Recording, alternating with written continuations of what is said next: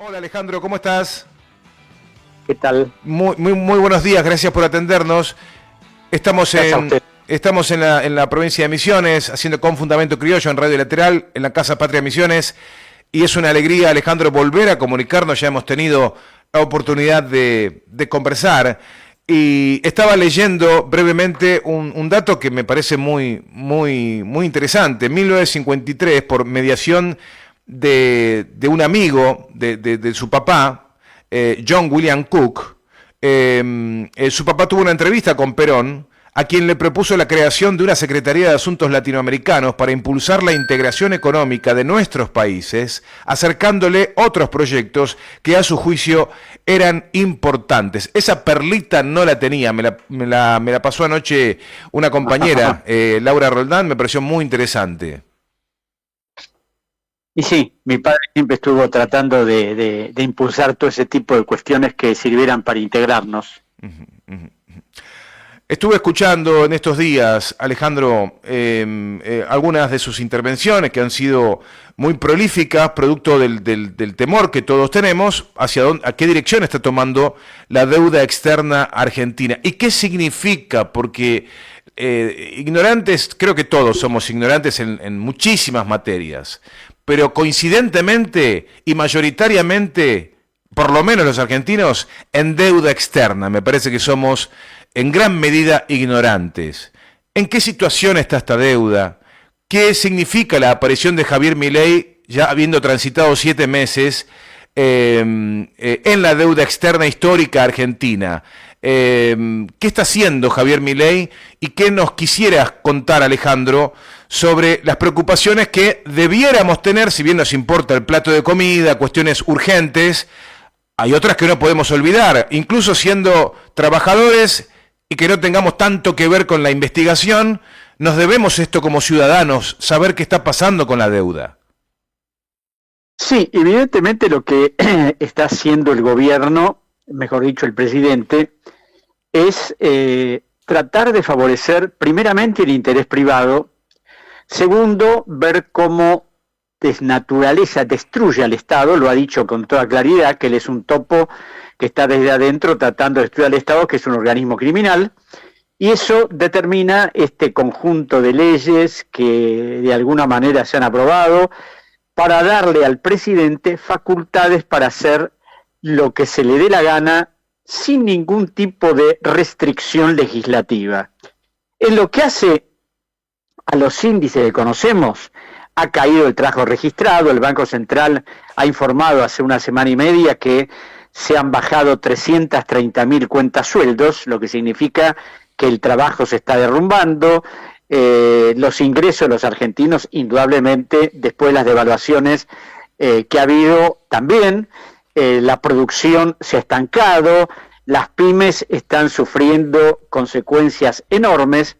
Y además, una idea muy creativa del presidente y de su ministro de Economía, a quien el propio presidente en su momento criticó, porque Milei dijo en el 2019-2020 que Caputo se había fumado el primer ingreso de fondos del Fondo Monetario en el 2018, y bueno, ahora lo designó ministro. Ahora, el problema es que quieren desendeudar al Banco Central, porque el Banco Central tiene una deuda cuasi fiscal enorme.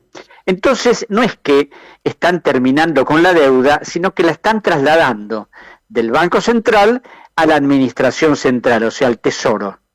Por eso, el Tesoro, en este momento, está mostrando que la deuda que tiene está cada vez más creciendo. Y le voy a dar un ejemplo. En el mes de enero, la deuda creció 10.662 millones de dólares. En febrero, 5.200 millones más. En marzo, 11.000. En abril, 16.000. Y ahora en mayo, tengo que fijarme la última cifra, a ver si tenemos la de junio. En mayo creció 21.606 millones. En total, 64.000 millones de dólares en 5 meses. Lo que ha llevado la deuda a 430.000 millones, una cifra absolutamente impagable que la Argentina no tiene la menor posibilidad de afrontar. Entonces, a través de nuevas refinanciaciones que se puedan hacer, en el año que viene hay que pagar 15.000 millones de dólares. ¿De dónde van a sacar la plata? Sí, Milei dice que no hay plata. Claro, no hay plata para los trabajadores, no hay plata para la gente llena de carencias, no hay plata para organismos importantes del Estado, pero sí hay plata para pagar la deuda, porque además esto es histórico, siempre la ha habido. Es decir, los gobiernos han tenido en los presupuestos que conocemos desde el advenimiento de la democracia, siempre han tenido como prioridad pagar la deuda. Y Milei es lo que va a hacer, y seguramente nos va a volver a endeudar, porque en este momento hay especulaciones de que se están haciendo gestiones para que el Fondo Monetario nos dé plata fresca, aunque el Fondo Monetario en este momento parece que le ha bajado un poco el pulgar a Milei, porque Milei se atrevió a criticar nada menos que a uno de los hombres más importantes del fondo, que es el director del Hemisferio Occidental, Rodrigo Valdés, diciéndole que es comunista, que es del Foro de San Pablo. Es decir, el presidente no mide los calificativos que usa, ¿no? Para él todos los que no sean libertarios o anarcocapitalistas son todos comunistas, socialistas, y engloba en esos rótulos a todo lo que no coincida con él. Entonces, claro, es muy difícil que un país funcione con estos criterios, ¿no? Un país donde se nombran funcionarios y a la semana y media se los echan, donde no se admite el menor disenso. Lo que pasó ayer con este señor Garro, que se atrevió a decir que había que pedir disculpas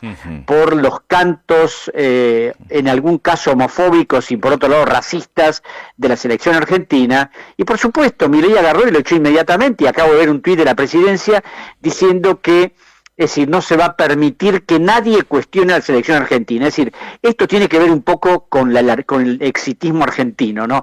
Somos ganadores, entonces nos podemos permitir cualquier cosa, lo que es absolutamente inaceptable. O sea, que la selección haya ganado como ganó limpiamente es una cosa. Ahora, que eso les dé derecho a decir cualquier cosa que se les ocurra sobre otros, es absolutamente inaceptable. Pero bueno, Milei cultiva eso, el insulto, la descalificación, y una política económica que en este momento lo único que ha mostrado es que bajó la inflación. Y si bien la inflación es un gran problema, acá hay otros problemas extremadamente graves como son el empleo, la pobreza que ha crecido enormemente desde que él es presidente, el gasto público lo está acotando, y claro, esto también ¿qué determina? Que la recesión es enorme.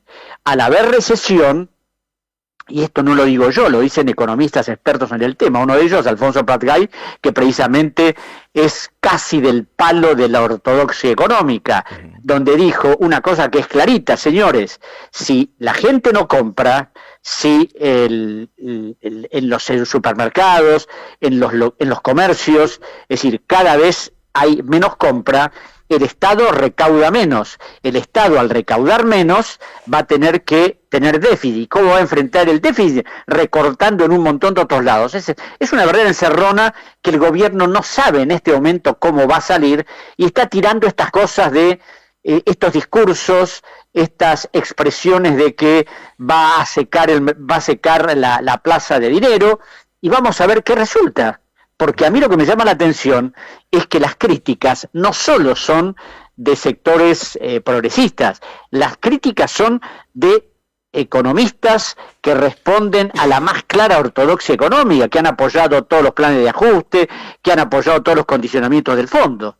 Así que yo creo que el panorama es extremadamente preocupante.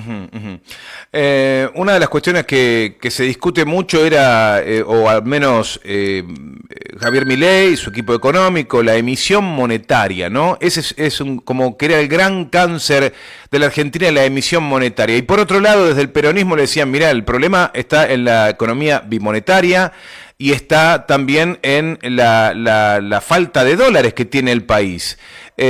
¿Cómo entender eso mejor, Alejandro? ¿Cómo nos podés explicar mejor aquella raíz que es la que nos tiene complicados, y en qué encerrona está Javier Milei en este momento?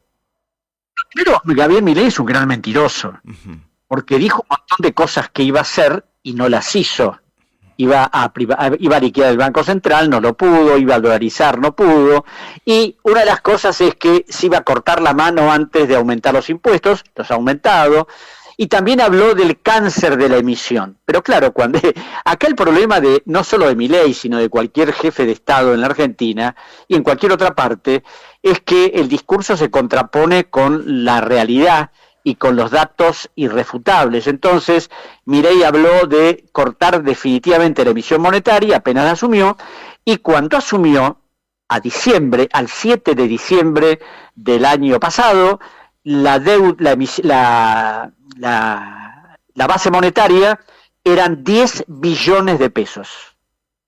Hasta hace una semana y media la base monetaria era de 24 billones de pesos. Es decir que ese no aumentar determinó que la base creciera 14 billones en 5 meses. Ahora quieren cortarla definitivamente, van a trasladar los pasivos, como decía recién, al Tesoro Nacional. Ahora, el problema que tiene Milei es, primero, que no tenemos dólares, y ahora, a través de unos pagos que se han hecho, empezó a bajar las reservas que de alguna manera se habían acumulado. ¿Cómo va a ser para pagar? Porque no solo necesitan dólares para pagar ahora los Bopreal, para pagar los bonos que se han emitido, no solo para eso, sino pagar a los acreedores privados a través de los arreglos que hizo Martín Guzmán en el 2020. Es decir, ¿cómo van a afrontar eso? Es un enigma porque no lo dicen. Y en la famosa conferencia de prensa que dio Caputo y Bausili el 28 de junio, es decir, no dijeron nada.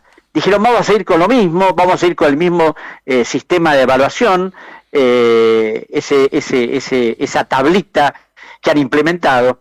Entonces, el problema es que el argentino se maneja en pesos para comprar las cosas de cotidianas, pero en dólares para cualquier transacción importante, para comprar una propiedad, para comprar un auto.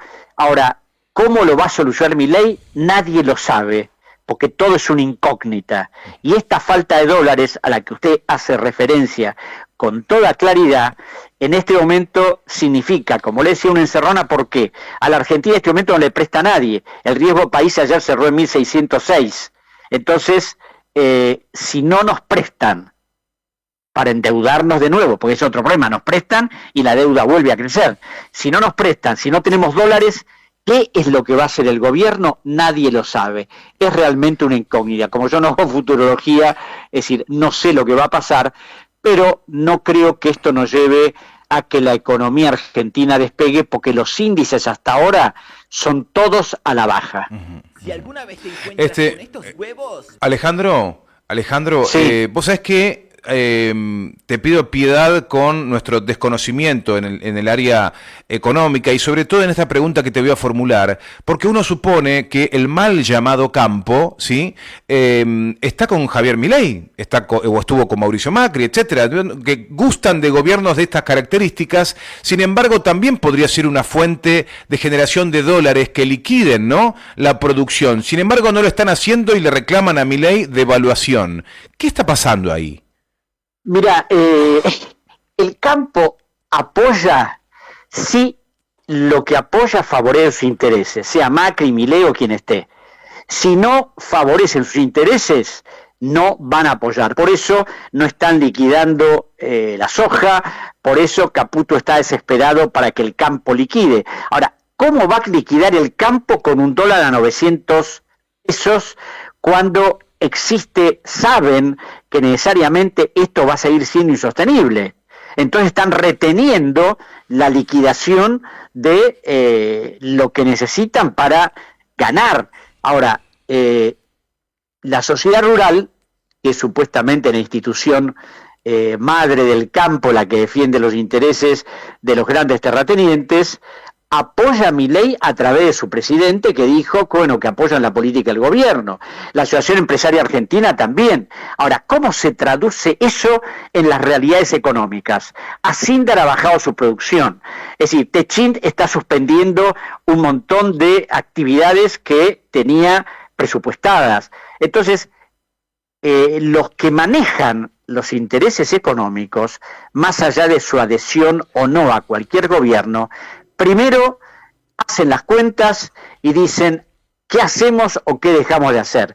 Es decir, no es que se van a encolunar a Milei porque las ideas de Milei les resulten fantásticas. Se van a encolunar a través de Milei si lo que Milei hace los favorece. Y si no los favorece, por ahí se mandarán alguna declaración, pero en realidad no va a hacer absolutamente nada. Yo en este momento estoy viendo que Caputo está desesperado porque liquiden y no liquidan, porque necesita dólares y no aparecen, porque fue a hablar con el Fondo Monetario y el fondo le tiró 800 millones de dólares y eso es menos que nada, porque la deuda con el fondo es de 45.000 millones. Es decir, desde el punto de vista de la realidad, esto no tiene nada que ver con los discursos que leemos todos los días, aún los propios que apoyan al presidente, porque lo apoyan desde el bla bla bla, pero no desde la realidad económica, porque si lo apoyaran desde la realidad económica, no es posible que después del discurso de la charla del ministro de Economía y del presidente del Banco Central, se disparó el riesgo país, se disparó el dólar, inclusive este señor Galperín, que opera desde el Uruguay, porque parece que le cuesta estar en la Argentina, cuando hablaron los funcionarios, dijo, bueno, cayó el riesgo país, cayó el dólar, cayó esto, no sé qué dirá ahora, ¿no? Que todo eso se ha revertido, porque los que andan en estas operaciones no les interesan los discursos, les interesan lo que puedan obtener a través de decisiones que ellos van a verse favorecidas. He tomado nota, Alejandro, ayer me quedé hasta tarde escuchando una nota muy interesante que dabas a compañeros del Movimiento de Liberación Nacional en Lumpen TV, y estaba tomando nota porque me parecía muy interesante lo que estabas marcando, y hoy cuando iniciamos esta charla ya tiraste algunos datos de la deuda que nos acaba de meter Javier Milei, pero arrancaste con un desarrollo muy interesante y me tomé el tiempito de agendarlo, y nos contabas en este material, cuando se fue la dictadura, la deuda era de 45.000 millones de dólares. La Argentina pagó durante 40 años más de 400.000 millones de dólares. Y en este momento, la deuda pública de la Argentina es de 430.000 millones de dólares, habiendo aumentado la gestión de Milei en los últimos 5 meses 64.000 millones de dólares. Y ahí hacías esa discriminación, ¿no? Mes por mes. En enero, 10.662 millones. En febrero, 6.250. En marzo, 11.000 millones. En abril, 16.000 millones. Y ahora en mayo, siendo la última cifra publicada, sumó otros 21.606 millones de dólares. Esto es lo que nos mencionabas recién y nos cuesta entender hasta dónde nos está haciendo trepar Javier Milei. ¿Qué gravedad tiene esta aceleración de la deuda?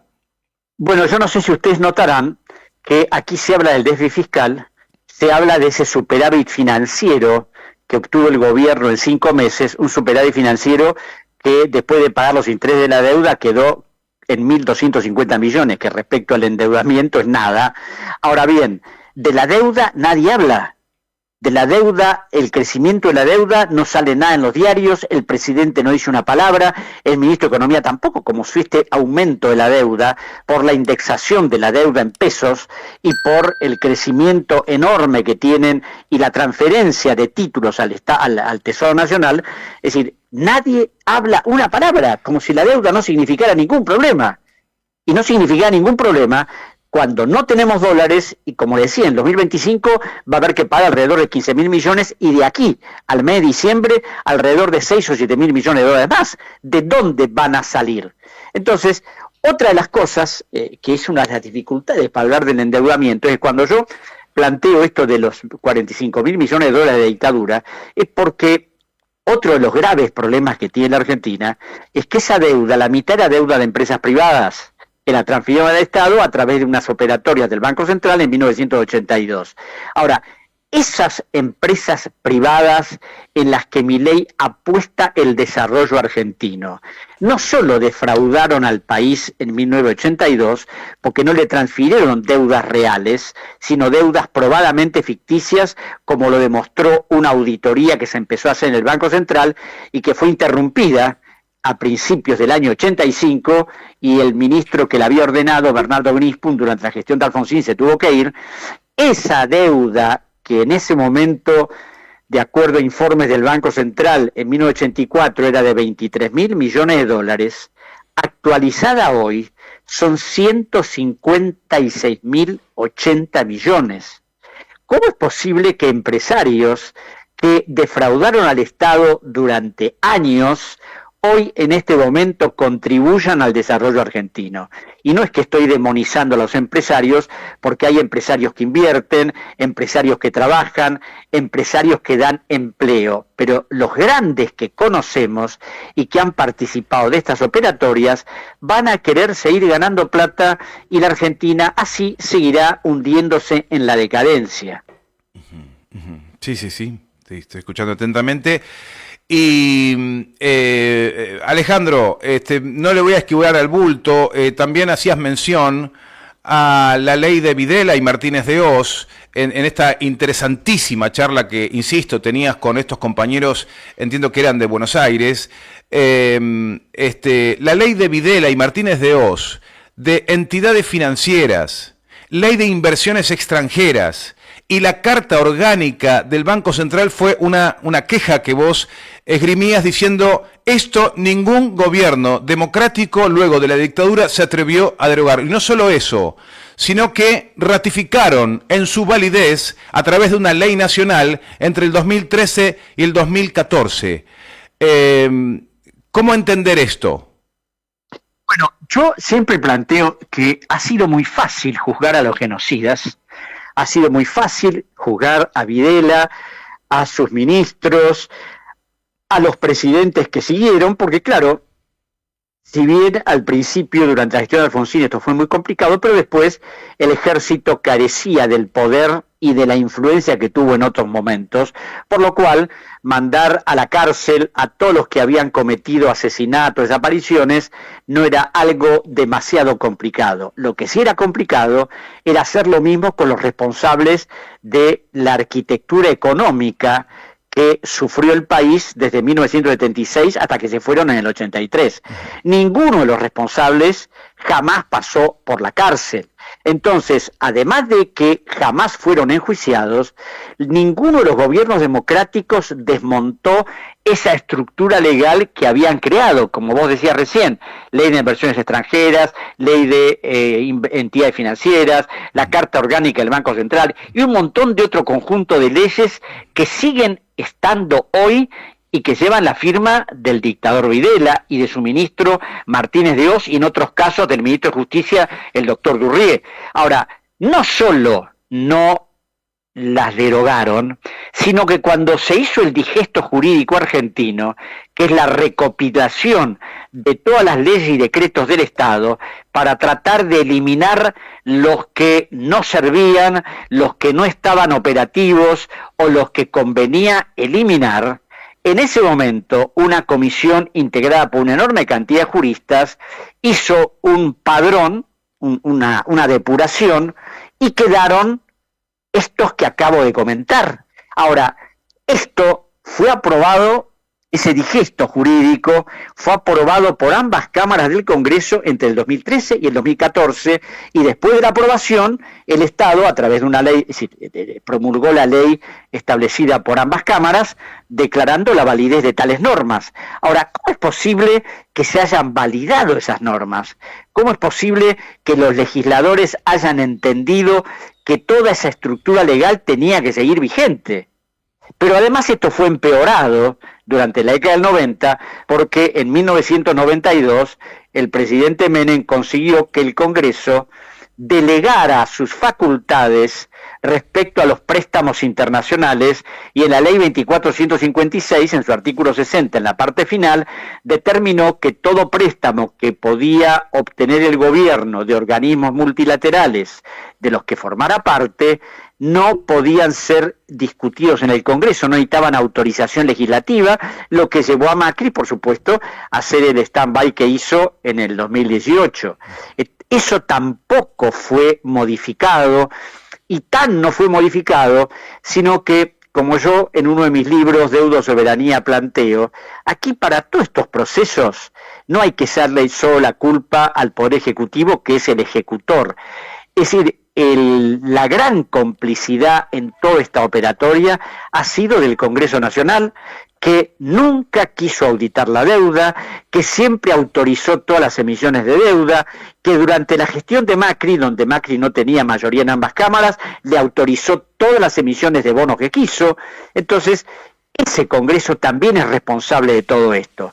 Y ahora yo escucho a veces a muchos legisladores que están ahora, que estaban antes y que estaban mucho antes, que se hacen los distraídos de lo que aprobaron en su momento, y ellos también son responsables de todos estos procesos que han llevado a la economía argentina al estado en que actualmente se encuentra, con una enorme carencia de divisas, con vencimientos que cada vez van a ser más inminentes, y con un presidente que es difícil analizarlo en cuanto a sus condiciones, porque más allá de 2 o 3 frasecitas que normalmente dice, más allá de sus insultos y de sus frases, hasta ahora no ha demostrado ser un verdadero jefe de Estado que viaja, hace viajes privados con fondos públicos, lleva en su comitiva a una enorme cantidad de personas que podrían ser absolutamente presidentes, como su hermana, que es secretaria general de la presidencia, pero no tiene por qué acompañar al presidente en todas las misiones que hace,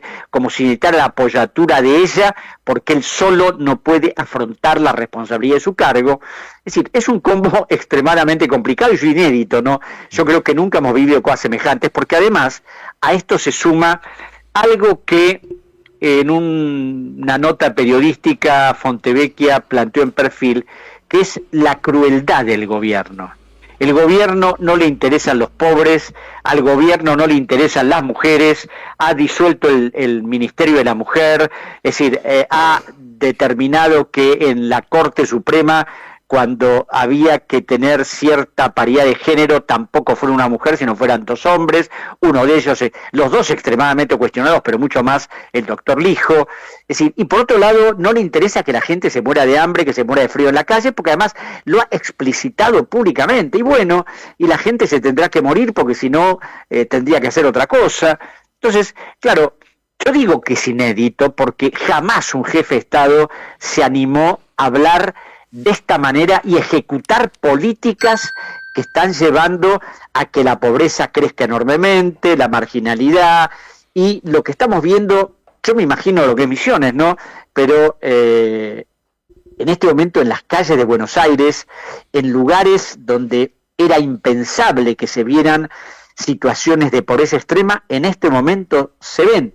Y claro, muchos cuando hablan de Buenos Aires hablan de las zonas ricas, las zonas elegantes, que son las que visitan los turistas, pero no las zonas marginales. O sea, yo he estado en Posadas, he visto esa maravillosa costanera, he comido en un restaurante buenísimos por ahí, pero también me llevaron a El Dorado, me llevaron a Monte Carlo, donde estuve con los tareferos y vi la miseria. Entonces, claro, cuando se muestra una parte del argentino, se muestra la otra, y claro, uno puede confundirse enormemente. Absolutamente.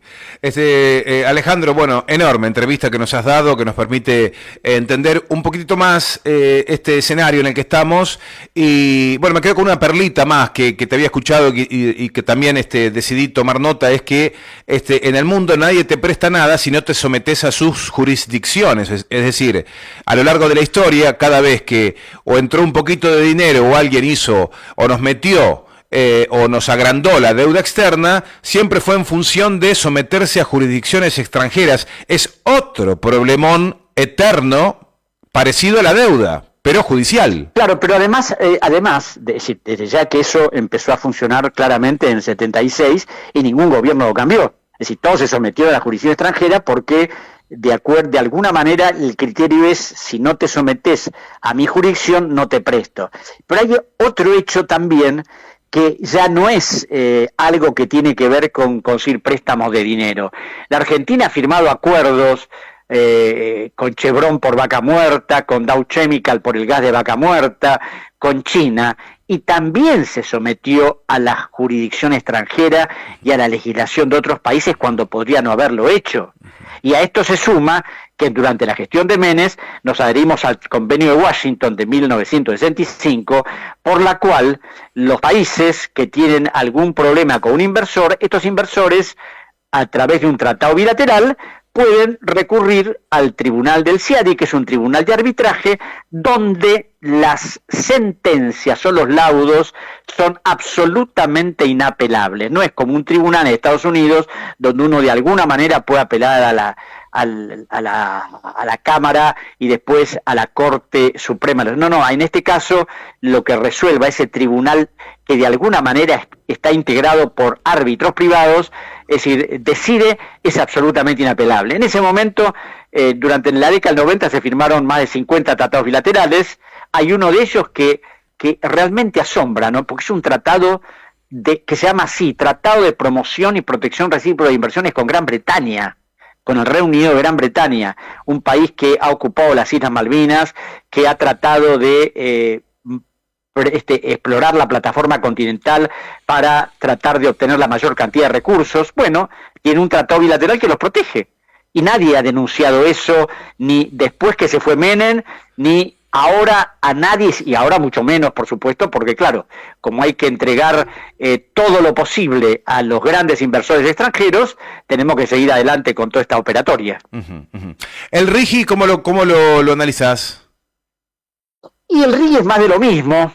Lo que pasa es que, claro, cuando yo no es que esté en contra de la inversión extranjera. La inversión extranjera tiene que ser recibida si hay reglas claras, si pueden invertir y llevarse lo que corresponda y volver a reinvertir en el país. Ahora, si lo que se pretende es que vengan, que inviertan y se lleven absolutamente todo, entonces es absolutamente inaceptable. Y ese RIGI, ese régimen para inversión, además del problema de que va a determinar que los inversores puedan llevarse lo que quieran, existe otra peligrosidad en toda esta estructura de la ley, y Milei lo ha dicho claramente, a él no le importa el dinero de dónde venga, o sea, si el dinero viene del narcotráfico, del lavado de activos o de negociaciones delictivas, es un problema que a él no le interesa. Mientras vengan, es suficiente. Y claro, esto a la Argentina la puede convertir en un paraíso fiscal para que los grandes ladrones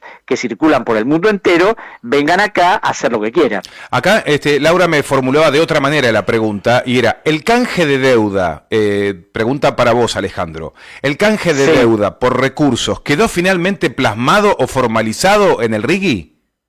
No, porque por otro lado hay otra cosa que a veces la gente no habla pero sin saber, ¿no? Porque el Estado Nacional no puede comprometer recursos que no tiene. Los recursos naturales son de las provincias de acuerdo al artículo 124 de la Constitución, y tienen las provincias no solo la propiedad de los recursos, sino la administración de los mismos, como lo establece la ley corta sancionada en el año 2006. Es decir, el Estado Nacional no posee recursos naturales, por lo tanto no puede comprometerlos de ninguna manera. Bien. Alejandro, gracias por estar con nosotros, gracias por esta charla tan necesaria para todos nosotros, y quedará el material para consulta y bueno, entender un poquito más esta situación, esta encerrona en la que estamos en la Argentina, y no sabemos ni cómo vamos a salir. Yo espero, Alejandro, que ya tengas bien identificados discípulos. Decime que hay discípulos de este trabajo que venís desarrollando, que lo has hecho muchos años junto a tu padre, pero que nos quedan cuadros de este nivel como para seguir rascando, ¿no?, en nuestra historia, y no dormirnos y tratar de sacarnos de encima este lastre que es la deuda externa. Los hay, ¿no? Esos discípulos están, ¿no? Discípulos hay pocos, pero hay, y por otro lado hay muchos colaboradores, gente como Laura Roldán, que por ejemplo siempre está atenta para plantear cosas, para vincularme con periodistas. Es decir, se va ampliando el panorama. Bien. Pero claro, es difícil porque las grandes redes de comunicación, es decir, de alguna manera defienden este actual modelo y lo critican muy suavemente para que Milei no se enoje. Bueno, yo derogaría, si viste como Milei, que llegó, nadie no va a ser presidente. Ponele que un día me toca llegar y yo le doy de baja a todas esas leyes, entidades financieras, te llamaría, Alejandro, esto es, ¿no? Sí, esto, bueno, listo, a la mierda. Chau, se fue. Sí.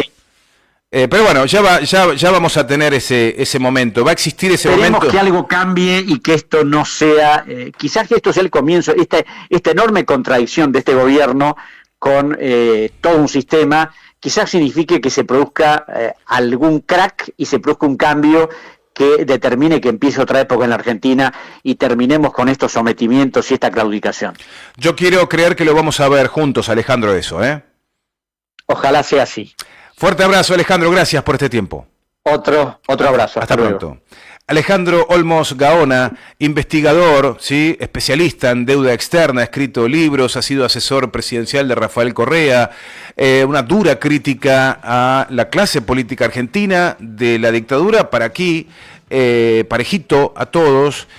Nosotros, naturalmente, hay cuestiones que las recibimos y las recepcionamos con algo de escozor.